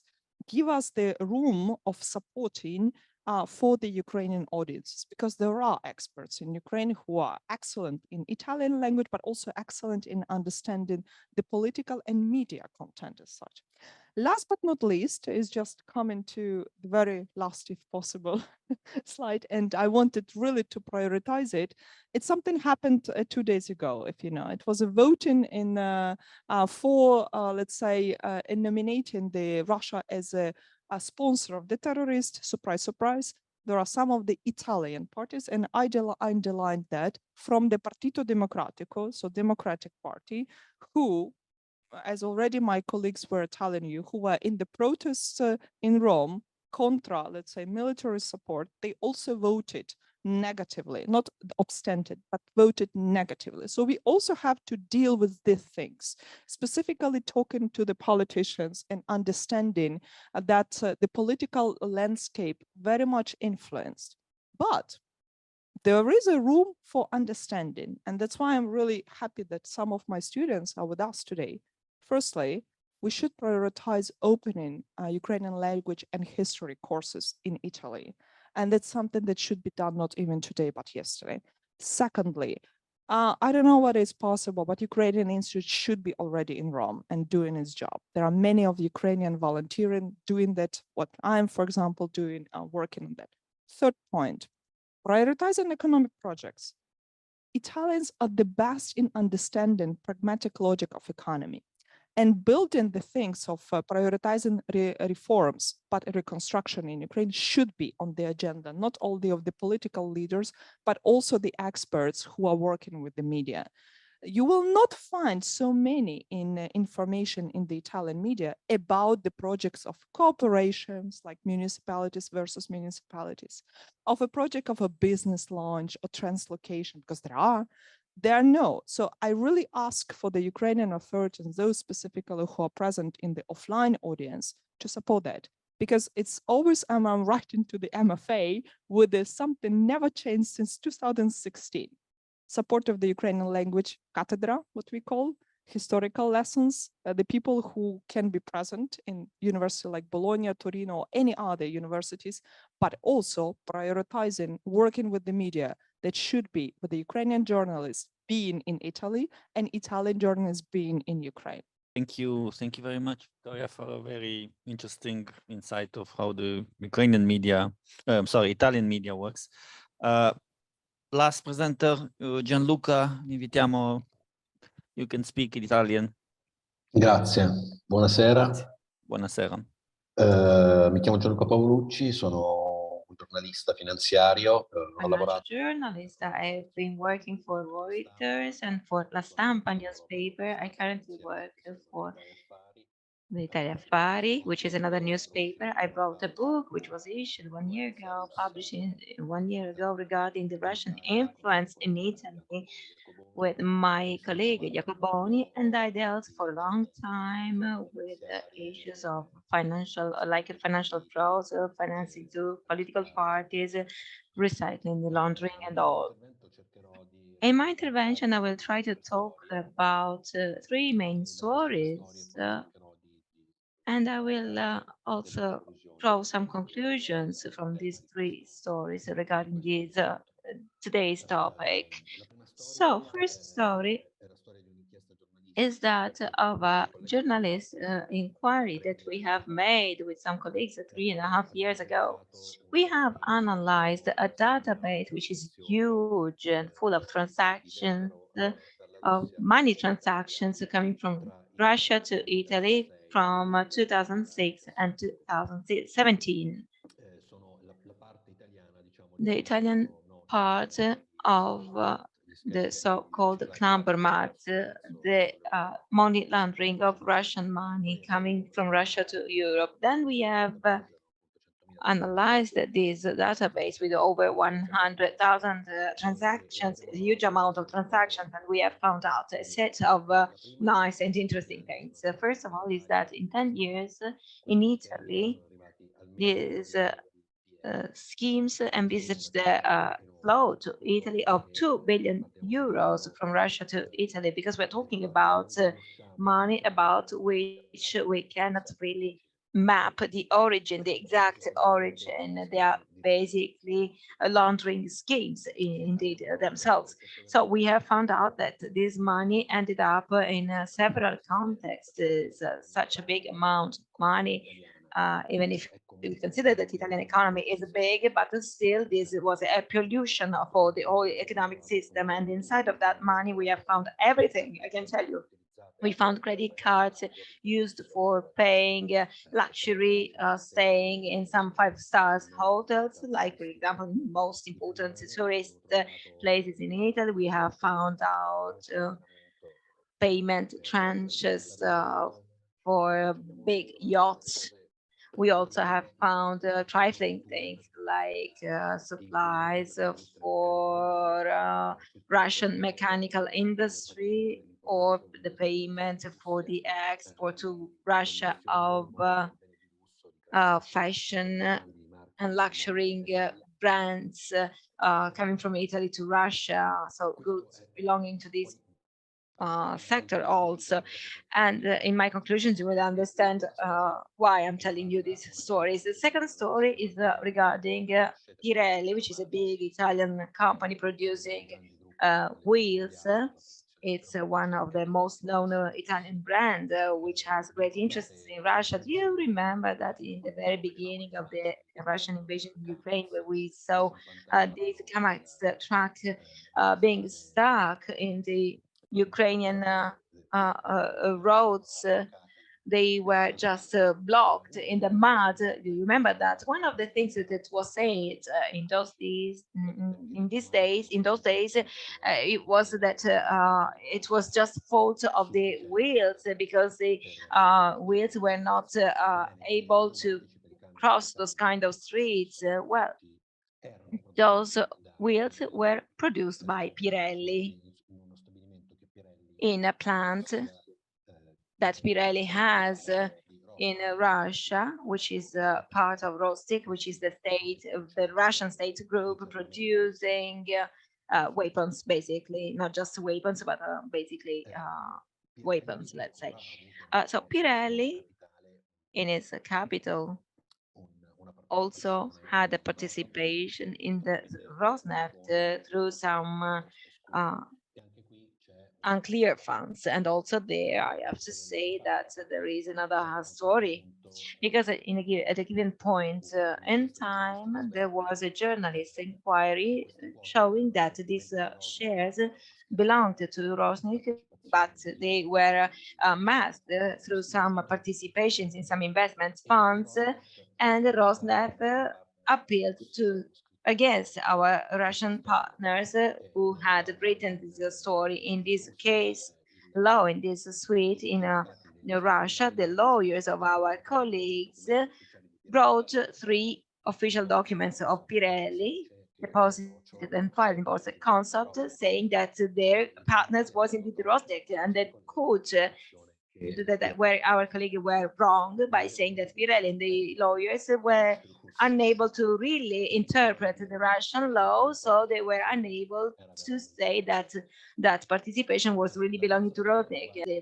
The Verona Forum is arranged by an association which is called Conoscere Eurasia, whose leader is Antonio Fallico, who is an important person, extremely important person in the relationship between Italy and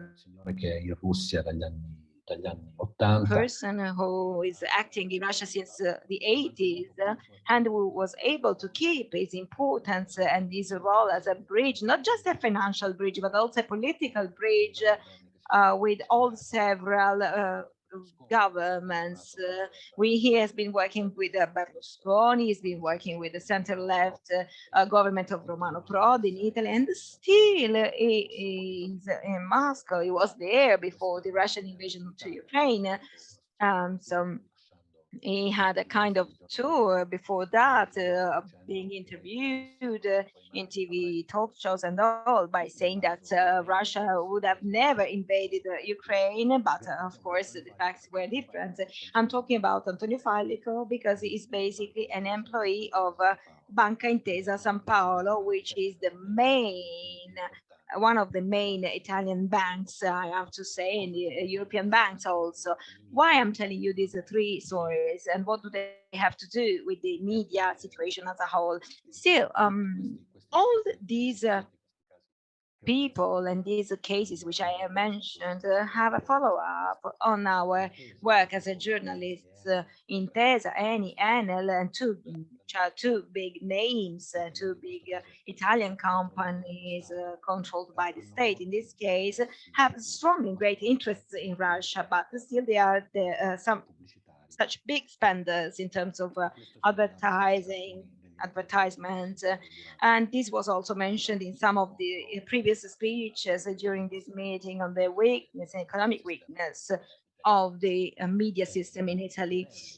Pirelli is another big spender at the advertising level also, and also the 2 billion, which I told you in the beginning, in the first story, and that's money laundering. They also reverted to this story because when the sanctions were shaped and implemented, and so when the European Union started to sanction a series of Russian individuals connected to Putin, well, Italian newspapers were talking in many articles, we're talking about the crisis of hotelery workers or workers in the tourist sector, the real estate crisis in Porta de Marmi here and there, or they were talking about the crisis of luxury apartments belonging to located in the most important cities in Italy, because of course Russian partners, Russian buyers were lacking because they were those who were able to buy these important estates in these important places. Then we have clarified that the property passage of these villas in Tuscany or quotas, a share of the yacht club in Costa Smeralda were paid through offshore companies with their banking accounts in a small Lithuanian bank, which then faced a bankrupt because when some controls were carried out on its activity, they found money with a doubtful origin, let's say in a diplomatic way. So this is the framework of the financial follow-ups on the media situation in Italy. Thank you very much, Gianluca. Thank you very much. Grazie mille. Thank you for the great presentations. I got a lot of insights here. And my question would be probably for Victoria. As you mentioned, there was a really good experience with refugees, right? So I believe we have a really big diaspora in Italy, more than 200,000 people, if I'm not mistaken. 1 million almost, if unofficially. Unofficially, yeah, I got the official numbers. So maybe you can tell us more how they are involved in this pro-Ukrainian narratives, if anyhow, and how could we engage effectively with them to make them our soldiers in information battlefield. Thank you. Thanks. Thanks a lot for the question. Okay, our online audience doesn't see us, but that's fine. Those who are residing in Italy and were born in Italy, they are absolutely advocates of Italy, and they are the one who might be the influencers, what we could say, because they are both fluent in Ukrainian and fluent in Italian. One of them, by the way, is my friend, who was actually campaigning for Ukrainian elections, so like within, let's say, local municipalities. So there are also cases like this. And I think there are also something that I really, my comments and my recommendations are the same as they used to be 6 years ago. Focus and work with them more specifically and precisely, because we have to raise awareness about Ukrainian language, history, and culture as we are. Myself, I'm frequently advocating in Italy and coming with the lectures, profiles, and stuff like this, but it's been done on the invitation of Italians, not Ukrainians. And unfortunately, it's something I really want to raise acquaintance, because it's also our job. We do not have to, let's say, impose everything on the Italian audience, but we also have to do that. And this is the role of the government and the governmental institution to support and maintain such a narrative as such. And last but not least, the point, humor. Italians do love humor, and it's something that we forget about that, but it's important. It's something that unites us. There were examples what my colleagues in the previous panels where Putin is a gastro, let's say, tourism. That's Italians also love. It's a gastroeconomic country. Tourism is something that unites municipalities even now within Italy and Ukraine. There are municipality of war in Veneto. There is municipality in Sicily. There are municipalities in Puglia. These are the regions of Italy who already cooperate with Ukrainian municipalities and, surprise, surprise, provide tons of humanitarian support. Do the Ukrainian authorities know about that? do we advocate for that? That's also a rhetoric question. So I think it's a, kind of two ways line support. If mainstreaming better and organizing the talks, roundtable, city council talks, any kind of the platforms, we will raise the awareness of Ukrainian voices in Italy and Ukrainians in Ukraine for what's been done by Italy as well. Thank you, Victoria. Thank you, Maria. Do we have another question from the audience? Yes, please. Hello. Good evening. My name is Maria Sahaidak, and I represent the Center for Strategic Communication Informational Security of Ukraine. My question would be, what kind of messages and narratives should we use right now to deliver the Ukrainian agenda to the Italian society? How should we communicate everything that is here? Because right now it's a long run, it's a marathon, informational marathon that Ukraine is running. It's a really long-term project. So how should we communicate the war in Ukraine, first of all, but also how we should communicate Ukraine outside of the war? Victoria has already mentioned a lot of very practical instruments, but mostly in the informational environment. How should we communicate the Ukraine and the agency of Ukraine? And my second questions would be, how can we communicate among Italian society that Russia is a threat to the national security, to the democratic world, and to Italy, first of all. So how should we put this message as Russia as a global threat to the global security, and how can we collaborate in delivering those messages? Thank you. Yes, very difficult questions in terms that it's difficult to identify what should be additional messages from the Ukrainian government and society in order somehow to counter disinformation on the media sphere, because I mean, in Italian society, pro-Russian sentiments are so strong that whatever you tell them about Ukrainian interests, Ukrainian agency, Ukrainian positions, I think it will be difficult to change that approach. So here one should be smart enough in order to play with their rules of game.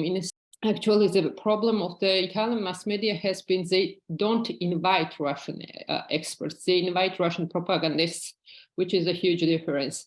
I mean, the whole period of the war, they used to invite the journalists paid by Russian state media. They do not invite, for example, experts of Carnegie or experts, independent experts on independent professors who we know, following them also on the social channels, that are against war with Ukraine. So what maybe Ukraine should communicate to the Italian society is that Ukraine is fighting not only for their own freedom, but also for the freedom of Russian population and for the freedom of those Russians who are against the war. So in this case, maybe you find it easily somehow to shut the mouth to the propagandists of Russian or Italian propagandists here who repeat constantly the Kremlin narrative. So maybe somehow you have to underline this, that it is a war also for not that Ukraine has to do it, but automatically, I mean, the victory of Ukraine means a different, maybe a different Russia tomorrow, and this could bring us about the colossal changes also in Russia. And somehow you have to underline that maybe that your fighting is also a fighting of those liberals in Russia who are against this war. Any other reply to this? if possible. Yes, I will give you. I will give you the floor, but I will also just make a short comment. As a social psychologist, my understanding is, although I'm not a specialist in Italy, is that when you devise a message, you have to keep in mind that approach for the public. What's in it for me? Why is that important for me? So you have to start from the level of understanding the language, as the colleague said, the habits of these people, and what does he get out of it? That's just a short comment. Victoria, please. Actually, I partially already gave the response to this it's a difficult task and it's a long run task. So we are working with different audiences, right? And that's why we have to start with what we are working on. Parliamentary level, they are working brilliantly. Military, they are working brilliantly. So you can't even imagine how much Italy military is supporting Ukraine. It's never in the media, and thanks God it's not in the media. Third point, youngsters. Tourism, culture, history, language, and interesting sharing experience. Therefore, the Italian, Ukrainian students involve them who are in Italy. They are the best agents of change for Ukraine as a short-term change, right? Because we are talking about short-term. There is a long-term change or mid-term change. Work with the academia, Ukrainian academia who is in Italy, or just promote such things and try to do the quota even for the Ukrainian scholars in Italian university hard. There are 1, 2, 3, 4, 5, 10 people who are in Italy residing as Ukrainians. It's something that you have to do because exactly the academia, the one which is working on the specifically the domain, we heard it from Nonna, I think she was mentioning it a couple of times, how many of the propagandists work within the academia and make it malign also for the students' content. Thank you, Victor. We will close now. I'll just give the floor to Marco Ferraro for the final comments. Thank you. Or maybe he has a question too, but Marco, please. First of all, I want to thank, before thanking all of you for your very high quality time that you dedicated and ideas and words that you dedicated to this event. So I'm thanking you already for this, as I just did. I also want to say a particular thanks to the colleague from the Center for Strategic Communication who just posed a question which would have been my own question. I didn't get her name, but the question was actually very appropriate. The question was, what can we do better? What can be done better? I think this is the approach that our projects here in the delegation and for the European Union have always followed. So the question is not only to analyze how things are, but also to see what worked, what were the successes, identifying best practices in order to repeat them. And I think I suggest Andriy and any of you, if there are chances in the follow-up of this event, of this project that is, again, strategic capacity building for strategic communication, I hope that either in this project or in another one, we will be able to focus more on identifying not only the problems, but also the successes in order to build upon them. And if any of you has any desire to develop this aspect with ideas that can become actions, then please do reach out to me. To why we are speaking about Russian influence in Italy and Russian disinformation, but en passant, I also want to say that a principle, one of the reasons why we are different from the Kremlin politics is that we don't proceed by generalizations. One of the core principles of the European Union is individual freedoms and human rights, which are based on a principle which responsibility is always individual. The reason, and then here I am concluding, the reason why we speak about Russian influence in Italy today is the same way we will speak about Russian influence in Germany in the twin event to the one we will have soon. And it is that words and the narratives do matter. Lies have the power to kill people, to end the human life. And this is what we are seeing in Ukraine. at least on a large scale since February. The Kremlin disinformation has created this false equivalence between what the Kremlin does and what democracies do. And on the basis of this lie, the whole invasion of Ukraine is justified, including the humanization of the Ukrainian people. So the key message, because I also know that there is some students I learned listening to us today from my side, which I think I would like to sum up the meaning of the inspiration of this meeting today, is that what we say has a matter in the real world. If we lie in the public sphere, there will be consequences as dramatic as violence, or even worse for people.